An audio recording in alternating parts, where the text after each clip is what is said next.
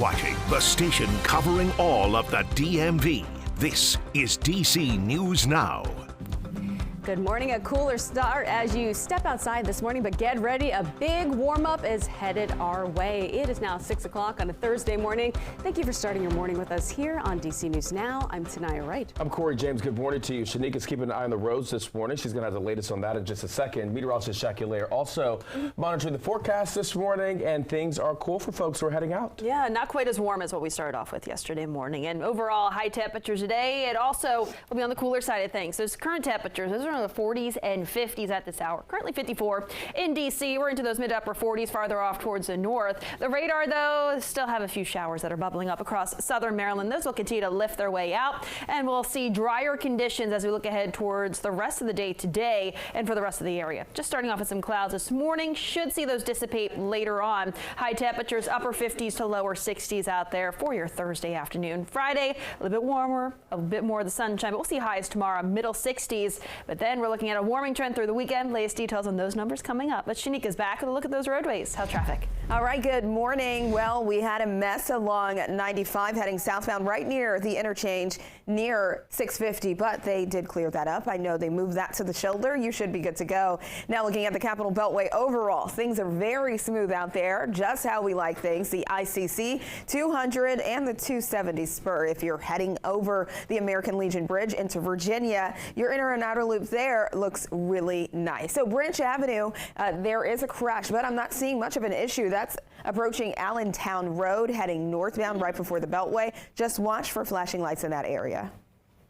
Shanika, thank you. Breaking overnight, deadly violence across D.C. Officers responding to 3 separate shootings within a few hours of each other. DC News Now's Liberty Zabala is live this morning in Northwest, where a triple shooting left 1 man dead. Liberty, good morning. Good morning, Tanaya and Corey. A busy night for officers, and neighbors here say they're terrified after this shooting. Now we are along 10th Street and Spring Road Northwest, where you can see evidence markers all over the sidewalk here. This is where 3 people were shot, and officers are investigating 3 separate shootings from overnight that left 3 people dead.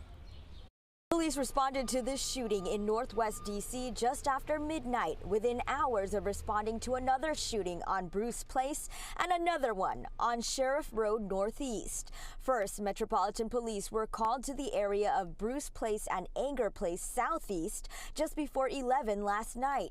There, they found a teenager suffering from gunshot wounds. Officers rushed him to the hospital, where he later died. Then, just after midnight, officers were called to 10th Street and Spring Road Northwest. Officers found 3 shooting victims, including a man, a woman, and a teenager.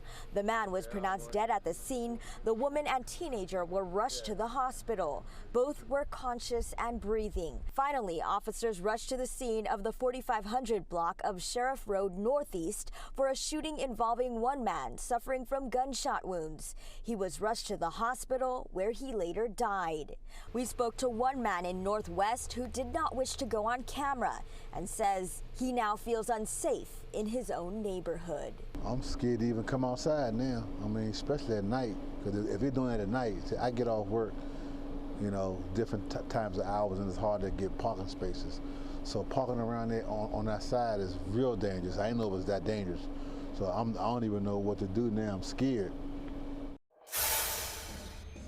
And MPD's homicide branch is investigating all 3 of these shootings. No word yet from police on whether any of these shootings are connected, and no word on any suspects at this time. But police do say they do plan to release more information regarding these shootings later today. For now, live here in Northwest D.C., Liberty Zabala, DC News Now.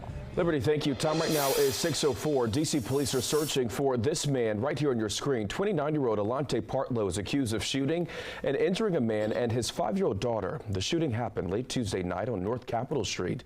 Police believe this was a targeted attack. We spoke with the woman who lives in the area, and she says she is terrified but not surprised. Since I moved here, it's been crime, something about shootings, fightings, robbery. I have a child. I feel like no one, whether it's adult or a child, that should be shot in any kind of manner. While police say the suspect knew the victims, it is unclear what led up to the shooting. A jury finds a Virginia man guilty on involuntary manslaughter charges for a crash that killed 2 Oakton High School students. Now, this happened back in 2022. Usman Shahid faces up to 20 years in prison. During yesterday's verdict, prosecutors argued Shahid was going 80 miles per hour on Blake Lane before slamming into another car. Now, the car spun out of control, hitting and killing the 2 teenage girls. Another girl was hit, but she survived. And a man is dead after a motorcycle crash in Fairfax County. This happened on Old Keene Mill Road in Shiplet Boulevard last night in Burke. Now that road is back open after temporarily being closed for the investigation. The victims' names have not yet been released. A sexual assault case against a Fairfax County school has been dismissed. The lawsuit alleges a student was ignored by school officials when she reported the attack. DC News Now's Yamari Sase is live this morning in the newsroom. And Yamari, what can you tell us about the lawsuit? Yeah, good morning. Now, according to the Associated Press, the woman actually says the incident took place back in 2011 and 2012 when she was a 7th grader at Rachel Carson Middle School in the Reston, Virginia area. Now, according to the trial, it took more than a month for this trial to take place, but jurors unanimously sided with the school system at the end.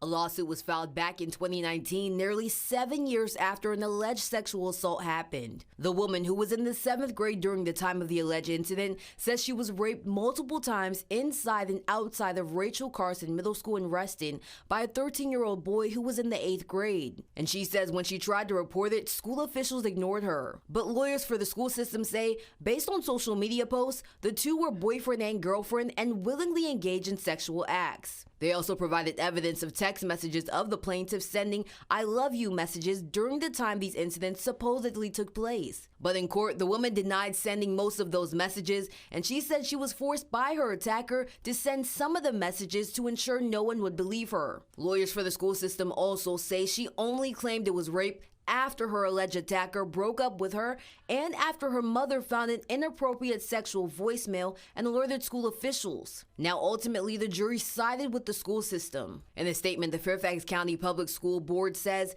the jury's verdict today affirms that the FCPS board and 9 current and former educators acted in a caring, respectful, and professional manner to support the plaintiff when she was a student 12 years ago. We are grateful to the jury for their careful evaluation of the evidence and their service on this important case.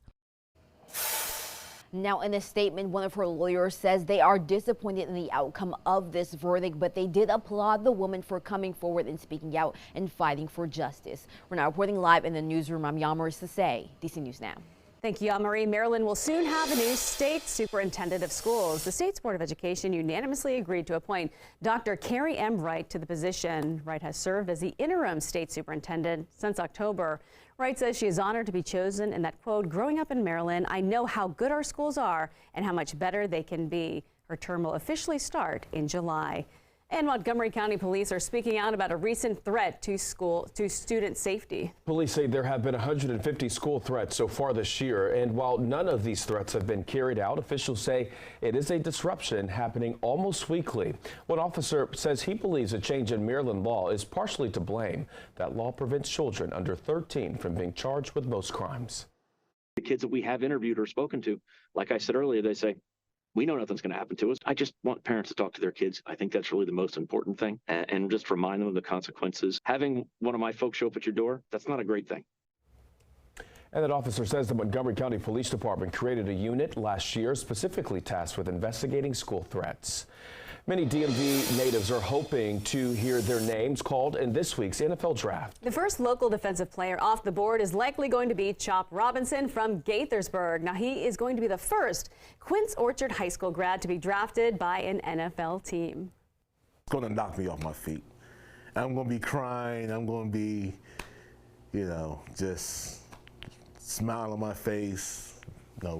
Proud dad. Having a guy that came through our program, having a chance to go on and live his dream of the NFL and be drafted, it's phenomenal. It really is phenomenal. He played for 1 season of college football at Maryland before spending the last 2 at Penn State, and 2 Gonzaga College high school grads From the class of 2018, expected to be first-round picks tonight. Heisman winner and USC quarterback Caleb Williams expected to be the first overall pick. Penn State lineman Ula Fashanu is also likely to go in the first round. The pair pulled off a miraculous championship win back in 2018, with Williams throwing a 53-yard pass with just 4 seconds left in the game. We will, of course, have live coverage of the draft all day long right here on DC News Now, all leading up to a very special NFL Draft edition of Game Night that is tonight at 11.